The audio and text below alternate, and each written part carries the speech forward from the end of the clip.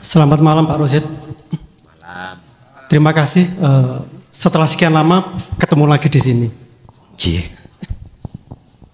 Beberapa bulan yang lalu sempat saya bertanya kepada jenengan Pak Rosid tentang syahadat asyhadu alla ilaha illallah wa asyhadu anna Muhammad Rasulullah. Dan jawaban Pak Rosid ada salah satu kalimat wasilun tentang Muhammad Rasulullah. Waktu itu saya tanyakan di mana kedudukan Muhammad. Saya bisa menerima jawabannya Pak Rosid. Istilahnya uraian dari Pak Rosid yang kapan hari. Dalam Sirul Asror terdapat 3 pintu yang selalu Pak Rosid tekankan. Su'arul Basiroh, Ainul Basiroh, dan Hakul Basiroh. Dan dalam kesempatan ini tadi, Pak Rosid menjelaskan tentang bagaimana konsepnya Kanjeng Nabi terhadap ketauhidan. Sehingga memang ada rumusan tentang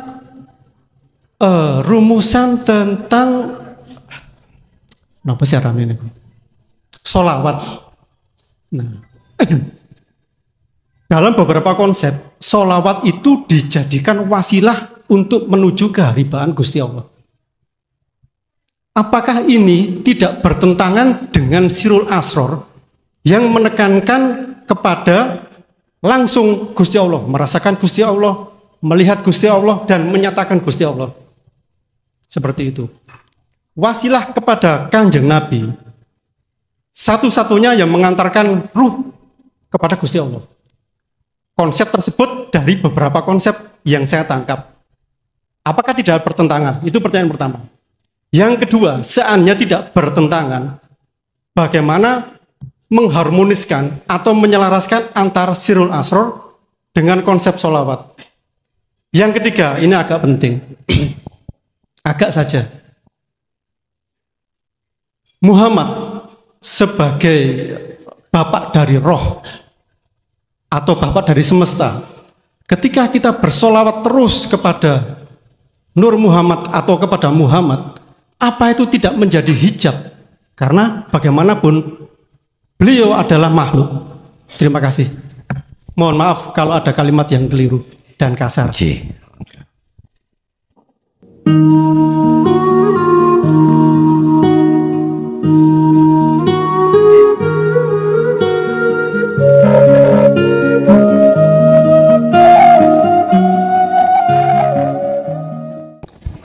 Assalamualaikum warahmatullahi wabarakatuh.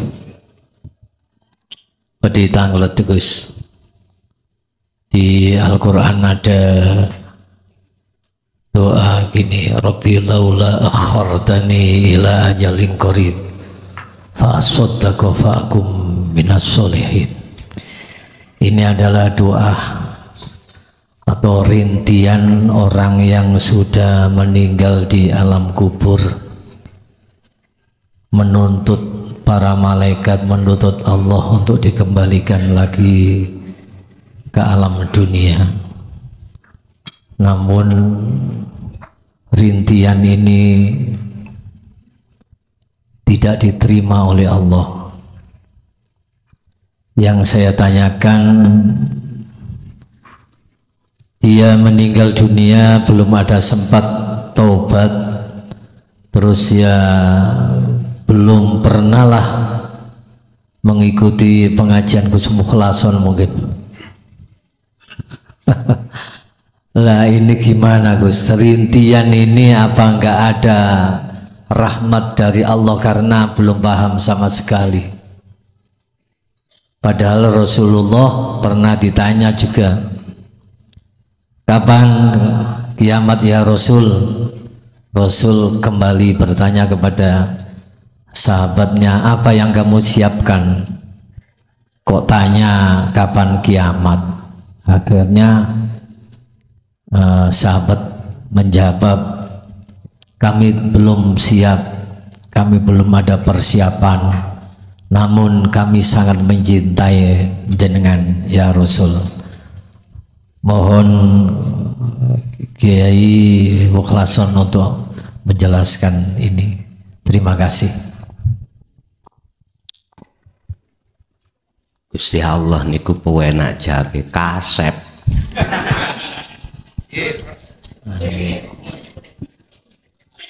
Dulu kamu sudah kuingatkan lewat utusaku, tapi kupingmu epok-epok gak kerung. Iku asli ingatan. Hatta idza ja'athum as-sa'ah ba'datan. Semua jiwa manusia ketika saat itu datang, kabeh padha ndrenginging, kecuali mereka yang menghiraukan atas seruan Allah. Semuanya ndrenginging, njaluk mulai, minta dikembalikan ke alam dunia, walaupun sesaat dia akan melakukan taubatan nasuha, tapi Gusti Allah kasep. Oke, kalau kita bicara masalah utusan yang menyampaikan, terus bagaimana orang-orang sing wonten gunung, ya toh? Alas kayak Tarsan misalnya, Pak, ayat itu tidak hanya lewat Qur'aniyah saja, juga Allah memberikan peringatan lewat kauniyah. Apa kauniyah? Alam. Alam. Quran ini sebuah wahyu, ayat-ayat Allah yang tertulis. Di dalam tulisan itu tersirat. Yang tersirat inilah yang banyak manusia tidak mau peduli. Tersiratnya. Yang dibahas, yang digagas itu namun hanya tertulis saja. Sementara yang tersirat itu dibiarkan. Bapak Ibu, kauniyah itu juga begitu. Alam niki juga menyimpan ayat yang tersirat. Makanya dulu yuk Pak ya, ning Jawa niku kan gak iso, nggak bisa membaca Quran, ya dah. Kauniyah itu akhirnya dimunculnya kitab namanya kuno. Disuruh kauniyah, wangel wong Jawa itu. Akhirnya kuno, kesebut kitab kuno. Tulisannya gak kena diwaca, Pak.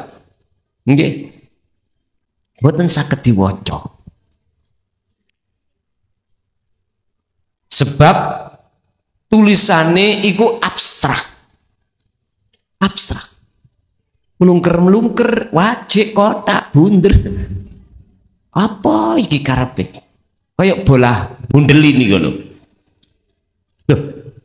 Quran sing sampean waca sekarang ada sandangane, ada sukune, ada fathah kasok. Dulunya tidak ada.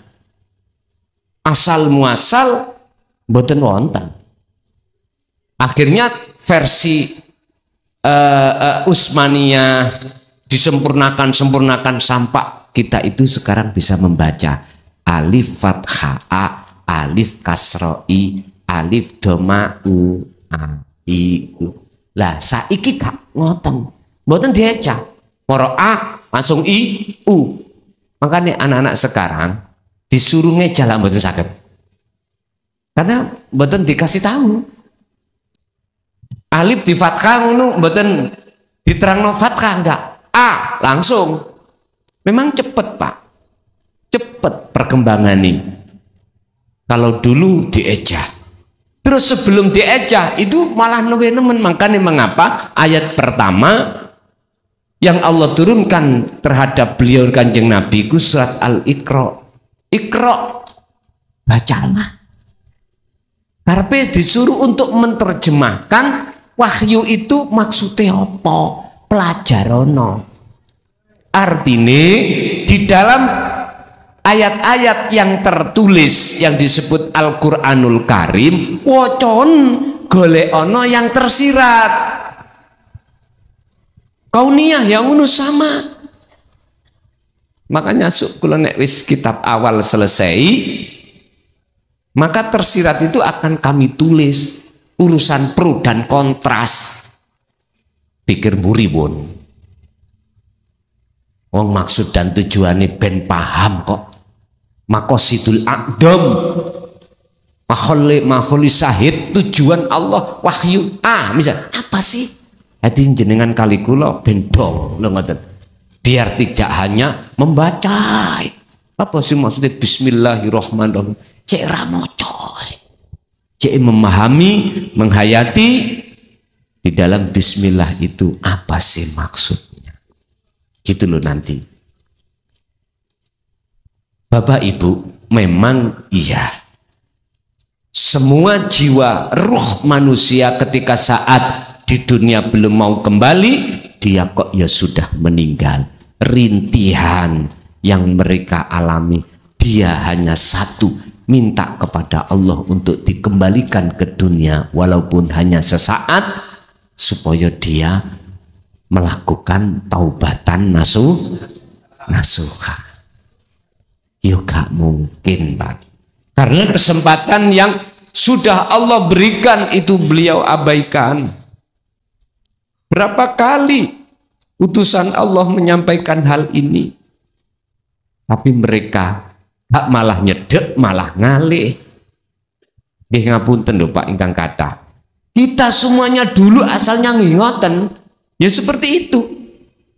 Awal-awal mendengarkan tentang ilmu tauhid, ngaji opo itu? Lah ngoten. Apalagi jenengan kali kula sing didasari dengan alim ilmu syariah. Wis gak cocok wong Fatihah ya gak iso cocok. Maca Al-Fatihah, Al-Fatihah. Wis gak sah. Belum nggih, Pak.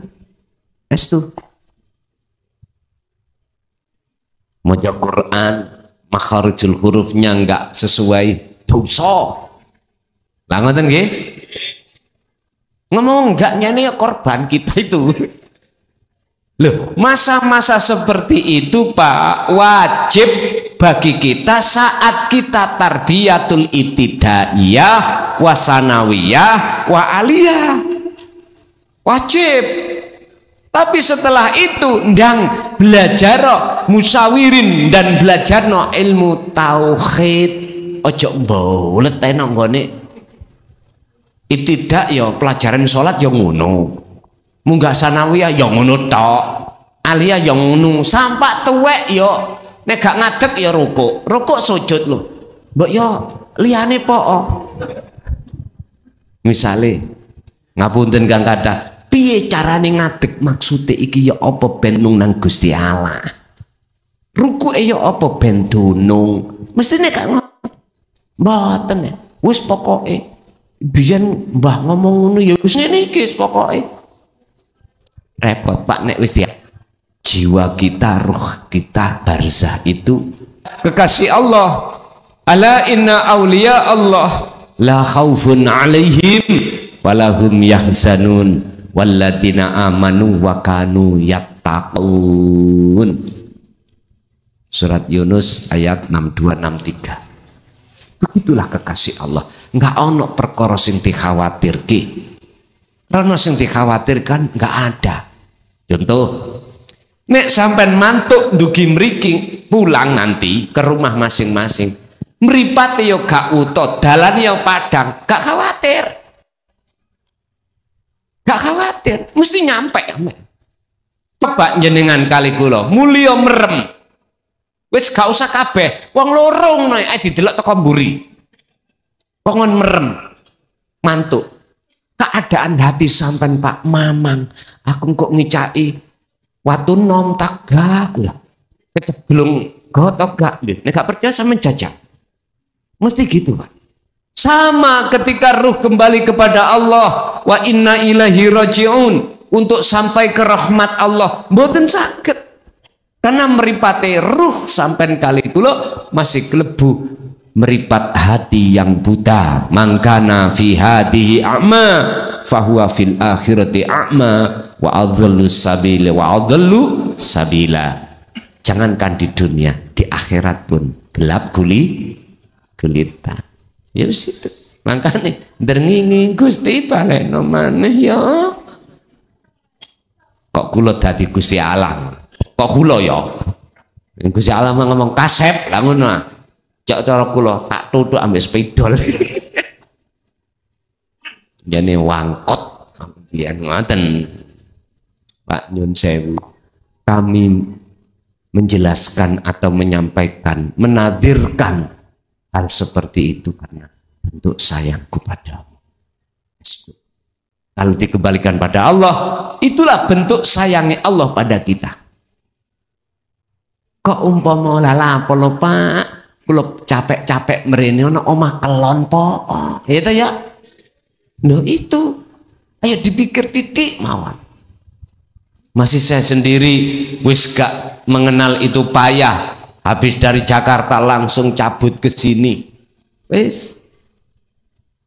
Kula nggih ngapunten Kang kathah niku prinsip kula. Nek durung wae bongko ya gak bongko, nek wis wae bongko deh. Ya ngoten kula prinsip kula pun ngoten. Dengan cara Allah bagaimana membongkokan saya terserah Allah. Wis tak serahno.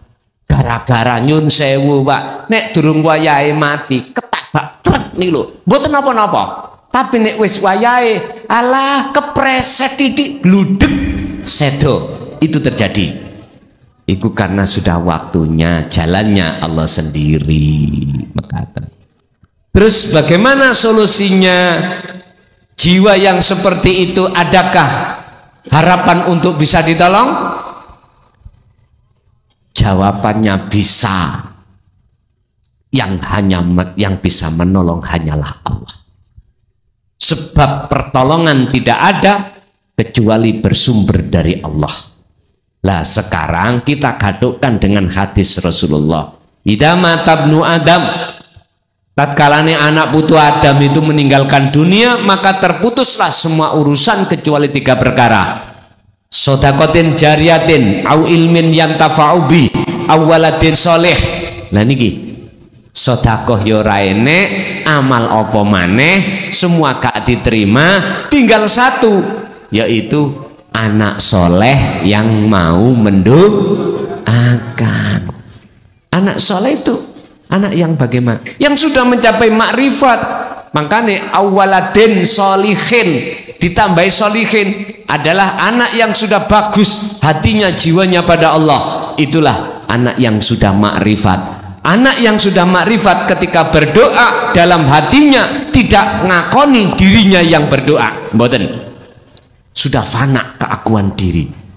Berarti sinten Pak? Gusti.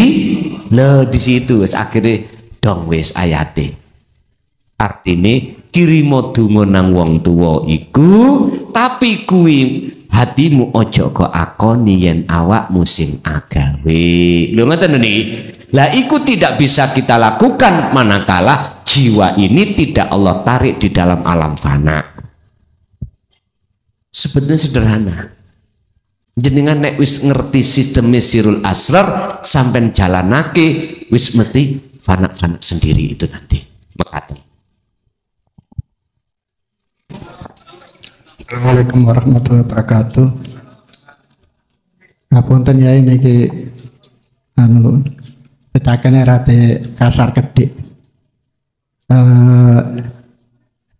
Ingkang sampun disampaikan yai bahwa mulai awal ngantos akhir niku kan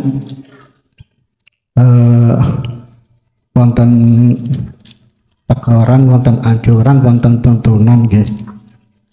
Ya kata kalau mau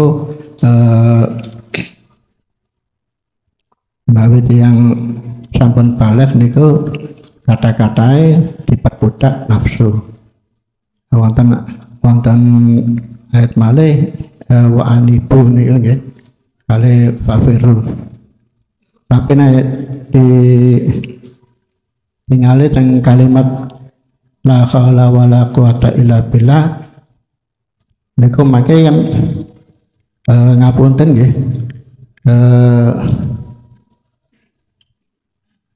napa mawon kados termasuk wonten lebete setan jin saklintune nggih wonten Gusti Allah nggih. Wonten nafsu kita sedanten niki dateng lebete nafsu nggih wonten Gusti Allah. Sedanten perbuatan kita niku kan biiznillah setan nggodha kita sedanten niku kan biiznillah nafsu nggih mekaten.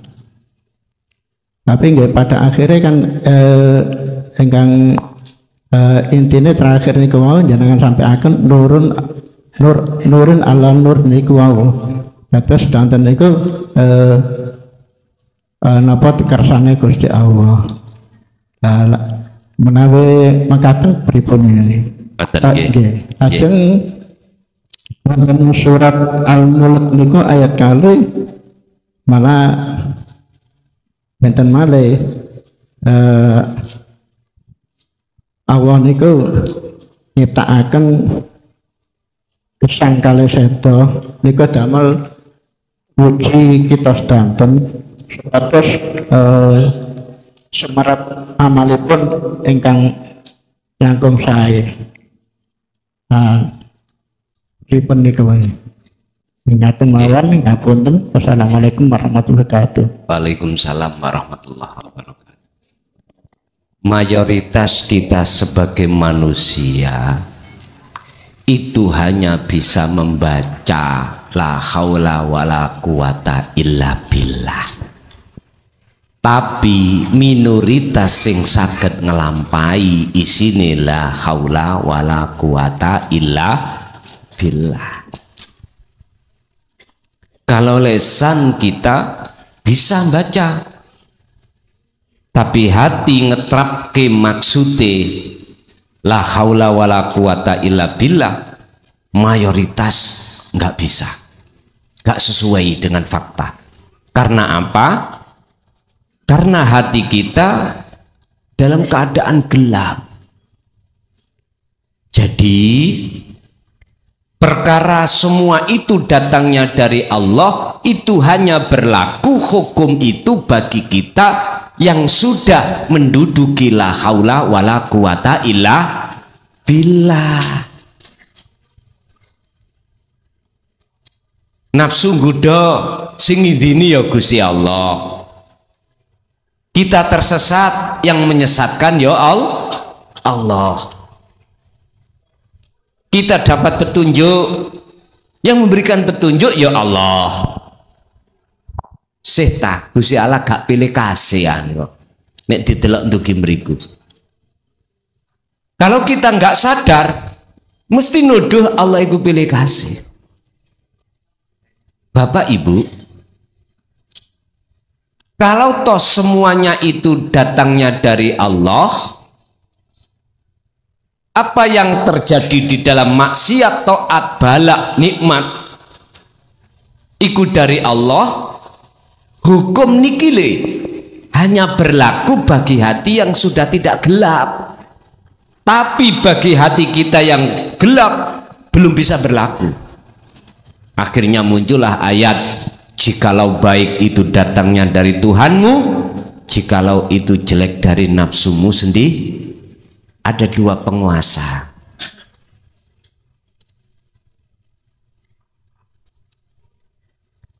Ikile nek dawe Mbah Husain ini dadi wong sing dikum gak telas, dipe gak garing. Iki piye karepe ngoten. Artine ngene. Kita dilewatkan Allah jalur malaikat. Malaikat kan membawa petunjuk. Nek iblis menyesatkan. Lah ngoten ta? Walaupun kita dilewatkan jalane nafsu, itu bisa jenengan jadikan bertemu Allah. Sehingga nafsu makhluk tidak bisa menghalangi hati sampean terhadap Allah.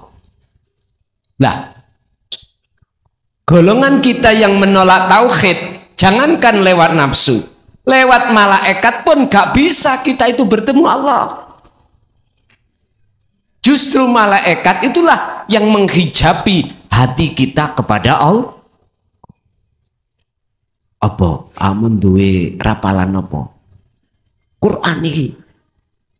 Khodami malaikat. Akhirnya punya karomah, Pak. Ngapunten nggak kata. Akhirnya kita bangga, membanggakan diri dalam karomah itu.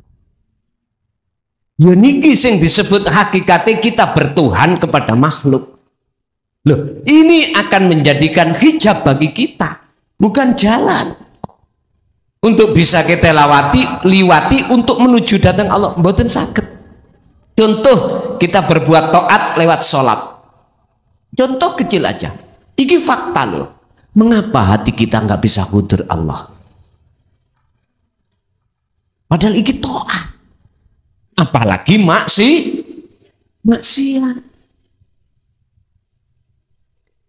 Yang ada hati kita teringat urusan-urusan dunia.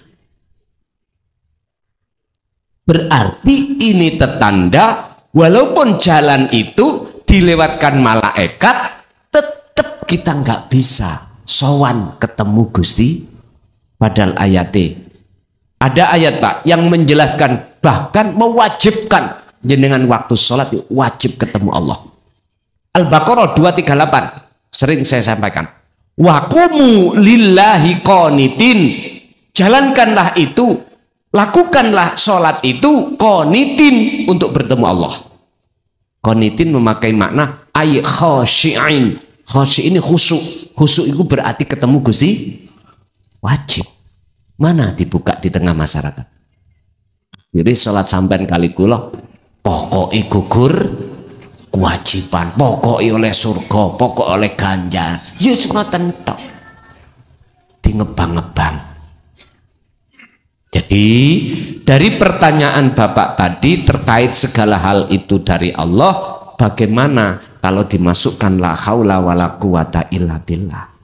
Jawabannya, kita manusia mayoritas bisa membaca tapi mboten saged ngelampahi maksude la haula wala quwata illa billah.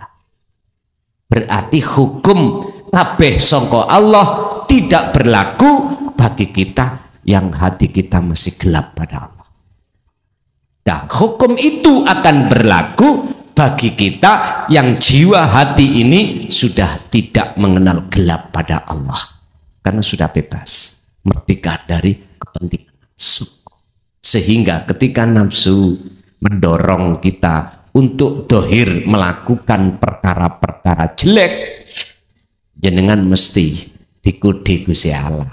Terus akhirnya nyawang Gusti Allah, gak nyawang nafsu ini. Dalam hikam ada 4 waktu yang disebut sebagai makhluk. Waktu 4 ini suatu saat akan dihadapkan Allah terhadap kita. Apa? Taat, maksiat, bala, nikmat.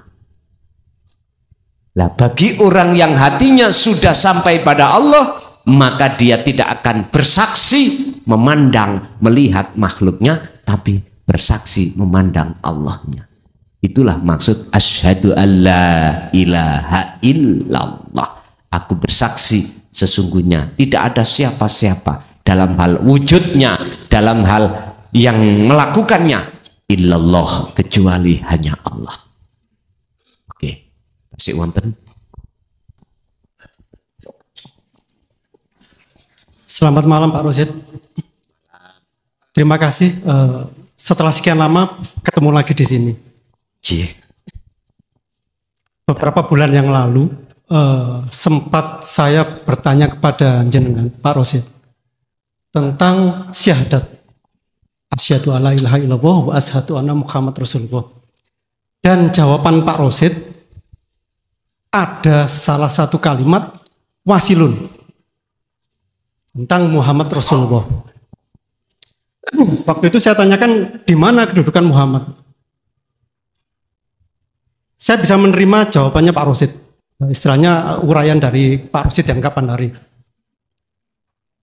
dalam Sirul Asror terdapat 3 pintu yang selalu Pak Rosid tekankan. Su'arul Basiroh, Ainul Basiroh, dan Hakul Basiroh.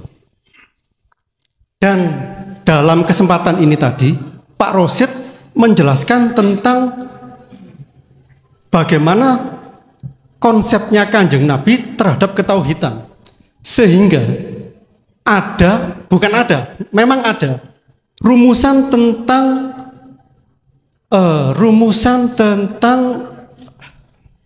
apa sih ini? Sholawat. Nah, dalam beberapa konsep, sholawat itu dijadikan wasilah untuk menuju keharibaan Gusti Allah. Apakah ini tidak bertentangan dengan Sirul Asror yang menekankan kepada langsung Gusti Allah, merasakan Gusti Allah, melihat Gusti Allah, dan menyatakan Gusti Allah? Seperti itu. Wasilah kepada Kanjeng Nabi satu-satunya yang mengantarkan ruh kepada Gusti Allah. Konsep tersebut dari beberapa konsep yang saya tangkap. Apakah tidak bertentangan? Itu pertanyaan pertama. Yang kedua, seandainya tidak bertentangan, bagaimana mengharmoniskan atau menyelaraskan antara Sirul Asror dengan konsep sholawat? Yang ketiga, ini agak penting. Agak saja. Muhammad sebagai bapak dari roh atau bapak dari semesta, ketika kita bersolawat terus kepada Nur Muhammad atau kepada Muhammad, apa itu tidak menjadi hijab? Karena bagaimanapun beliau adalah makhluk. Terima kasih. Mohon maaf kalau ada kalimat yang keliru dan kasar. Solawat, apakah konsepnya itu tidak bertentangan dengan dzikir Sirul Asror? Jawabannya ada 2. Bertentangan, yang kedua tidak. Sama dengan gini, kula niki garwa bebuju, beristri. Apakah istri itu tidak menjadikan hijab hatiku pada Allah? Jawabannya ada 2. Bisa iya, bisa tidak. Tergantung. Dikatakan iya manakala kita tidak tahu siapa di balik istri. Fi kulli mukawwanat khafiyun hayyun wa huwa wujudullah. Tanpa ada wujud sejatinya Allah dalam istri, gak mungkin seorang wanita, seorang istri bisa masakkan kita, bisa melayani kita. Berhubung panjenengan bisa bersahadat, bersaksi pada urip hidupnya wujuding Gusti Allah dalam istri, maka istri itu tidak menjadi penghal. Sama sholawat. Sholawat itu wasilah sebagai umat manusia, khususnya umat Islam, terhadap Allah lewat Kanjeng. Nah, ngerti enggak? Padahal sholawat Kanjeng Nabi ku ya makhluk, apa enggak menjadikan hijab? Kalau menjadikan hijab bertentangan, Pak, dengan fungsi Sirul Asror. Kalau jenengan iki hati bisa bersaksi terhadap Allahnya di dalam Muhammad atau sholawat, maka enggak ada masalah. Artinya hal itu makhluk tidak akan menjadikan hijab hati sampean terhadap Gusti Allah. Tapi itu mayoritas iya. Ya. Mayoritas jadi penghalang. Terus bagi siapa? Bagi golongan kita yang belum sampai ke makom fana. Itulah golongan am. Golongan am itu golongan umum. Golongan yang masih ada pelajarannya di tarbiyatul ibtidak, sanawi wa aliyah, belum ke musawirin. Artinya golongan kita sing ngaji ilmu syariat bloko. Titik. Wonge ya wis ngapunten brengose wis putih-putih kadang-kadang. Tapi sekolahnya si ibtidak. Wonten. Ngelmune maksudku si ngelmu nom lho, ngoten lho. Paham nggih? Loh, kita dulu memang seperti itu. Berarti pertanyaan jenengan wau jawabane wonten kali. Tergantung kita ada di golongan mana. Astajib laku. Njaluk osira ni ingsun, nek gelem njaluk nang aku mongko tak sembadani penjalukan. Dihijab. Padahal makhluk nggih. Donga iku makhluk. Sing sampean jaluki ya makhluk. Rupa apa sing sampean jaluki? Ini saya katakan nafsu itu mendorong dohir laku taat. Tapi itu akan jadi hijab, keplok nafsu iku. Wong kae salat pengin diwahne wong. Wong iku salat pengen oleh ganjaran, seneng Pak. Mboten gandoli mboten. Bapak Ibu hadirin rahimakumullah. Jadi kuncinya itu hati kita menyertakan fungsi sirul asrar. Makhluk apapun itu tidak akan menjadikan penghalang. Karena ketika saat jenengan sudah Allah tarik di alam fana, jangankan makhluk sakliyane jenengan, boten mungkin. Berhubung kita anggap asal itu fungsinya adalah meniadakan perkara yang hakikatnya tidak ada, tapi kita anggap ada. Niki kalau di dalam dunia kejawen, Pak. Apunten. Disebut sebagai topo broto. Apunten nggih, meditasi untuk mencapai kesadaran mutlak bahwasanya selain pangeran iku ra ono. Selain Allah itu tidak wujud. Wes, sekarang gini.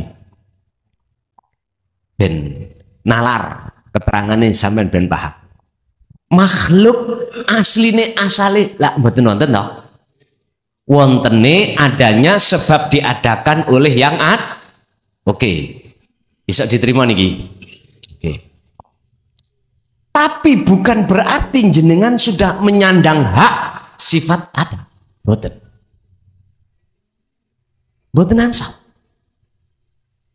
Ada sampan kali kula niki miturut syariate sebab diadakan oleh yang ada, dan inilah dijadikan kesempatan oleh iblis untuk supaya menanamkan dalam hati kita supaya ngaku-ngaku ada. Sebab kalau orang sudah jatuh pengakuan ada, jangan harap akan tahu siapa sebetulnya yang ada. Tambah bingung ya kayak ngombe kopi, nah lo. Wis, sekarang sampai tak giring dalam satu kalimat. Apakah Anda ingin tahu sebetulnya yang ada? Oke, lakukanlah, kembali ke asalmu. Asal kita tidak ada. Oke, terus bagaimana caranya kita bisa kembali ke asal kita tidak ada? Kembalilah kepada fungsi sirul asrar. Ilmu amal istiqomah. Ini Pak, kalau betul-betul jenengan sudah masuk di zona hakikat nggak ada, maka disitulah akan nyata yang ada. Terus yang tahu yang nyata yang ada itu siapa? Ya yang ada itu sendiri. Gak tambah bingung kan. Ini lho dulur. Mungkin jenengan nek pernah sinau ilmu sangkan paraning dumadi langsung nyaut. Nek jenengan pernah mengurai innalillahi wa inna ilaihi rajiun akan paham. Pun kula tulis nisan dilokno wong wujud sing ada sebetulnya oke. Tak jenengno Allah miturut versi umat Islam. Turun namanya Nur Muhammad. Turun namanya Ruh. Turun namanya Insanul Kamil. Disebut Insanul Kamil, di sini ada badan ditambah ruh yang berbentuk menungsoni. Ini proses inna lillahi. Sekarang prosesnya wa inna ilaihi rajiun. Bagaimana? Pundi kosoi. Tisu, oke. Semua mulai dari nama Insanul Kamil yang merasa wujud, Roh, Nur Muhammad, bahkan nama Allah.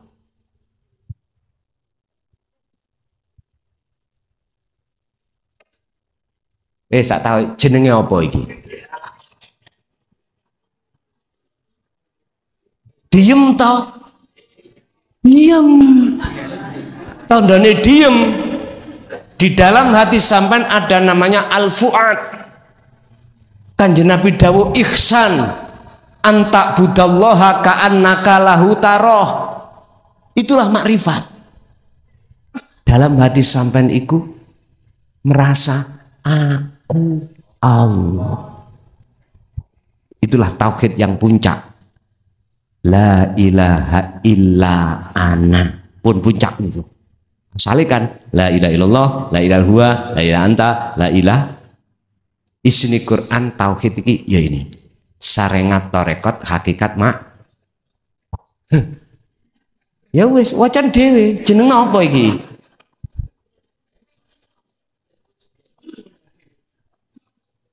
Jadi kalau sudah di sini Pak, walaupun jenengan iki dihadapkan sistem sholawat atau sistem karomah, apapun bentuknya selain Allah, nggak akan pengaruh, nggak akan menghijabi hati sampean. Tapi kalau jenengan belum sampai di sini, wong ilmune ditolak, justru cara wong rabi jari wong Jawa malah nambahi mungsuh. Ayo, gitu. Wong Jawa kan ngono, lapole rabi. Yes ben penak. Enggak, nambah musuh. Dadi musuh. Enak sak kelenteng, remeke sak rendeng. Sampeyan tinggalilah. Wis kita gak munafik Pak ya. Ketika kemanten anyar ucapane yang.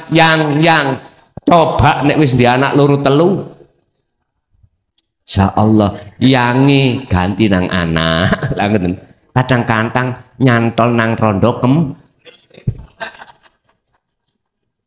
jadi ini arek-arek mosok kelambian kok lawas terus. Yo kadang-kadang ya tuku kelambian. Ngapunten Bu ingkang kathah Bu. Biyen Bu ya. Bapak Ibu hadirin rahimakumullah.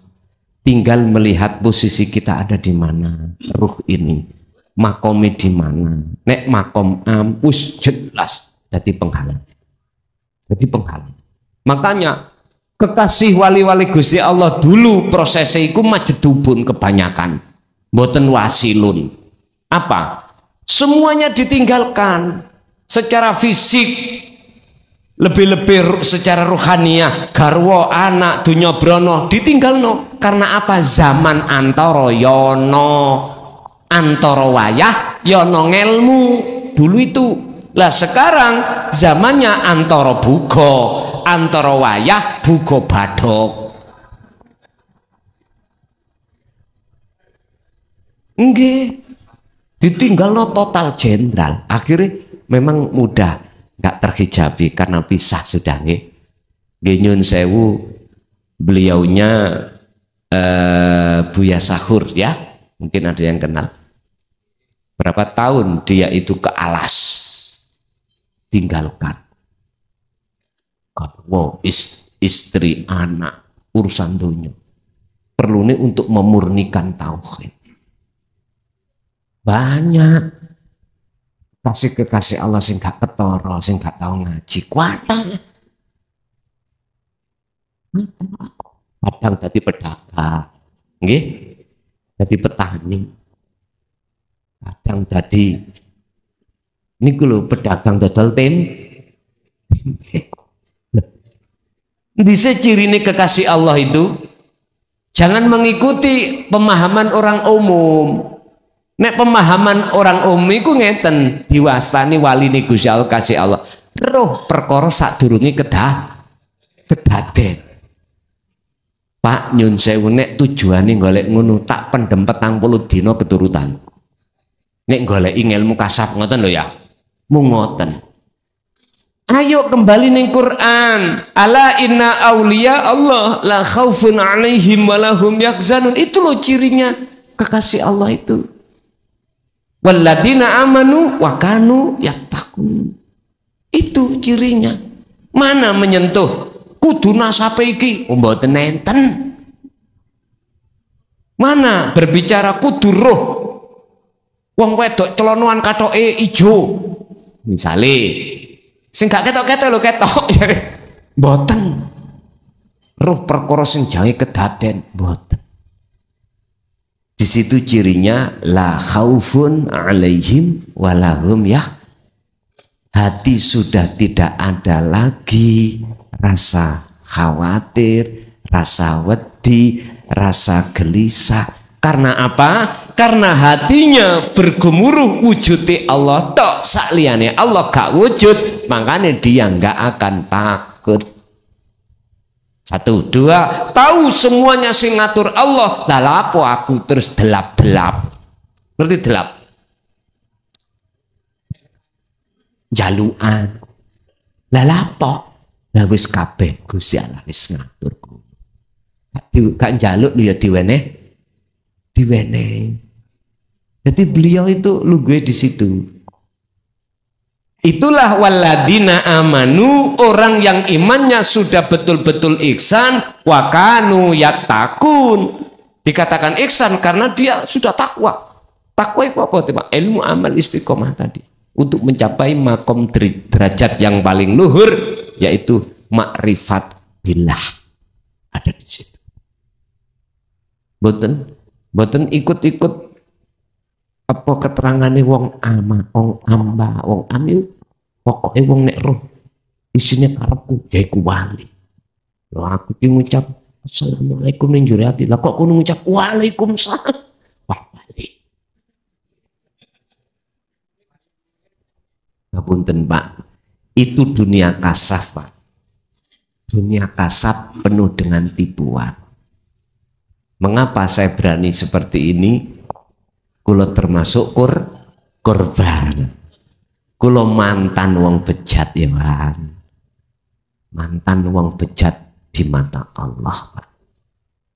Lebih-lebih di mata Allah dan juga di mata manusia. Apa? Saya mata manusia mantan orang bejat. Saya niku mantan narapidana. Ngapunten, di tengah masyarakat wong nek tau dilebono penjara iku wong sak elek-eleke bon, tadi kesimpulannya mriku Pak, tergantung kita di posisi mana, di makom mana, makom fana, apakah makom am kita. Ngoten nggih? Mungkin Ibu ganti saiki Ibu barangkali ada. Oke. Assalamualaikum warahmatullahi wabarakatuh. Gus niki badhe nyuwun tolong dipun jelasaken surat Al-Ahzab ayat 72.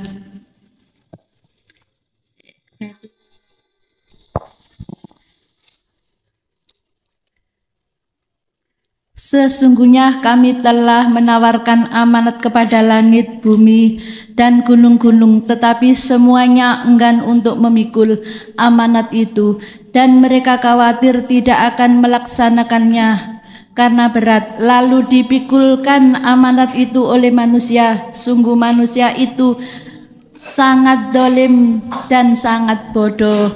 Ingkang kaping kalih Gus, di saat dikasih rasa kosong, ternyata di kosong niku kok kados diisi. Nopo isinya niku karena dikosongkan perannya dia Gus, dan peran niku masih dirasa ada ujian dan segala musibah yang pasti niku Gus. Kok ujian niku dijadikan kok guyu terus Gus, dos pundi niku? Dadose kok nggih segala musibah seperti jadi nikmat. Sampun Gus. Assalamualaikum warahmatullahi wabarakatuh. Waalaikumsalam warahmatullahi wabarakatuh. Surah Al-Ahzab ayat 72. Inilah yang kumaksud, semua makhluk ketika saat amanah diberikan itu tidak ada satupun yang mau, yang berani, kecuali sing ngacung itu manusia. Apa maksudnya amanah itu? Anta budallaha wa ma umiru illa liya'budullaha muhlishina lahuddin hunafa. Kita berjanji, ruh itu sebelum Allah tiupkan ke jasad, isi perjanjiannya adalah tidak akan bercinta, tidak akan beriman, tidak akan menyembah, tidak akan mengatakan wujud, kecuali hanya wujudnya Allah. Alastu birabbikum, kita langsung jawab bala. Nggih. Syahidna, jadi jenengan kali kula gak krasa niki amanah. Oke, setelah itu ngapunten kang kathah, masuklah waktu di mana kita akil balik, mulai pengkhianatan keluar. Apakah itu salah? No, menurut kula itu proses kita seperti halnya prosesnya Nabi Adam. Walaupun Nabi Adam sudah dipenggak, apa dipenggak bahasa Indonesia, dilarang oleh Allah, Adam, jikalau kau mendekat terhadap pohon itu dan memakannya, kau kuusir dari negeriku akhirat ini. Jikalau kau tidak selagi tidak mau mendekat dan memakan, kau masih kekal di akhirat. Pelanggaran Rasulullah Nabi Adam ini, Mbak, bukan perkaranya sebelum tidak diingatkan Allah, sudah diingatkan. Tapi Gusti Allah nggak wiwilan. Rinio, ayo nafsu nih lo iblis, nyoblis dalam Gusti. Kui tak kayak tugas gelem. Nggih, monggo. Awakmu kan wis ngelanggar aturaku gak gelem sujud nang Adam. Nggih. Sebabnya apa? Sebabnya Adam iku luwih elek katimbang kula. Hetah Gusti, kula niki jenengan ciptakno sangka apa? Adam sangka apa? Ana khalaqtani min nar wa khalaqtahu min tin. Kula kan teko api. Api pundi? Api ambek tanah liat. Akal njawab ya mesti api. Gini ku alasannya kula mboten purun. Oh ngono ah. Ya wis awakmu ojo kondo-kondo adem ka. Mboten. Kongkon ya apa carane iki mudhun teko negeriku. Uji lewat awak. Carane ya napa? Ngomongo berbicaralah berlawanan dengan perbicara aku. Terus berbicaraan sampean ya apa nang Adam? Ngene, Adam, selagi awakmu tidak makan buah khuldi, kau akan kekal di akhirat. Jikalau kau memakannya, kau akan tidak kekal di akhirat, saya usir. Oh, waliin diwalik Pak ambek iblis. Ngomongnya ten iblis. Dam, saudaraku. Nah, wis pokoknya dirayu-rayu. Jadikanlah aku sebagai nasihatmu. Iya, iblis ono apa? Kui ngerti artine khuldi. Iya, apa? Kekal. Iku artine Dam. Sopo sing mangan khuldi mesti kekal. Nek gak mangan gak kekal. Dingen-ngen. Misalnya Adam gak kena lewat Hawa. Ringkes cerita karo-karone nggih nyonyor. Gitu? Kejelungup. Makanya dari cerita inilah kita sebagai anak putu ketika akil balik hati ini makan buah khuldi yaitu syahwat, gak salah. Letak gak salah sebab apa? Proses. Akhirnya ayatnya kan ngeten. Fatalaqa Adamu mir rabbi kalimatim fataba alaihi. Adam dos pundi? Ya apa Dam? Kabarmu ning donya? Nyonyor Gusti. Mangan saiki gak kepingin tok, nggih. Leren nandur nggih. Tuku rokok leren nyambut gawe dan lain sebagainya. Ternyata kula rabi niku golek mungsuh. Enake mek sak klenteng Gusti, nyonyore sak rendeng. Terus kula pengin balik Gusti nang negeri asal. Tapi ana syaratnya Dam. Napa? Kalimat fatalako mongkon rimo sopo Adamu Nabi Adam mirrobihi saking pangerane Adam rimo apa? Kalimatin wahyu. Pundi wahyu? Isine kalimat adalah yakfur bitauhid wa yu'min billah. Hati harus meninggalkan selain Allah yang disebut tauhid tadi, wa yu'min billah. Dengan begitu hati baru bisa kembali kepada Allah. Ya niki tauhid kau diterusno amal dan inilah kalimat. Nek sampean pengin balik asal, ya iki. Ngeten lho. Jadi napa apa yang dimaksud amanah? Jenengan tidak akan pernah mencintai, beriman, menyembah selain Allah. Nyatane kita khianat. Ya iki Pak. Akhirnya kita diperintahkan Allah, dikasih solusi, bisa kembali, tapi dengan catatan bla bla bla bla bla. Udah selesai. Setelah itu dalam hati sampean dikasih Allah, rasa sing rasa sak liyane Allah itu kosong. Ora enek. Loh, di saat itulah yang ku maksud dalam surat Ar-Ra'd ayat 28. Niki. Orang-orang mukmin mendapatkan ketentraman hati disebabkan kesadaran hatinya bahwasanya semuanya sing wujud iku mung Gusti alladzina amanu wa tatmainnu qulubuhum bidzikrillah ala bidzikrillahi tatmainnul qulub. Urusan percaya gak percaya umat iki wis tak sampekno dudu urusanku. Boten.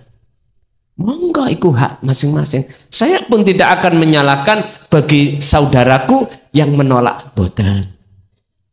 Itu proses panjenengan kali kula piyambak-piyambak. Cuman satu hal sebagai hablum minanas saya terhadap panjenengan sedaya, muga-muga sing durung sadar niku ndang cepet sadar. Mangeten tok. Urusan niku diterima Gusti Allah apa gak? Ya dudu urusanku. Minangka hablum minanas. Saapi-apike wong ya iku wong sing nalikane dieleki dheweke ora gelem ngeleki. Ketika seorang itu apa dibenci dia tidak membalas membenci. Nah itu sak bagus-bagus sih wong. Tapi nggak ngene ku yo angel Pak Abot. Temen abot illa alal khasiin kejaba wong sing atine wis dumugi menyang Gusti Allah baru saged mekaten. Nggih, Ibu tasik wonten? Cukup Ibu Oke. Pun Pak nggih. Kula nggih katinjing dereng istirahat niki lihat. Alah nek matek ngluson jare mang beres pun Bapak Ibu hadirin jamaah rahimakumullah, itu tadi apa yang telah Allah berikan semoga menjadi ilmu ingkang manfaat fid dini wad dunya wal akhirah. Lahumul Fatihah.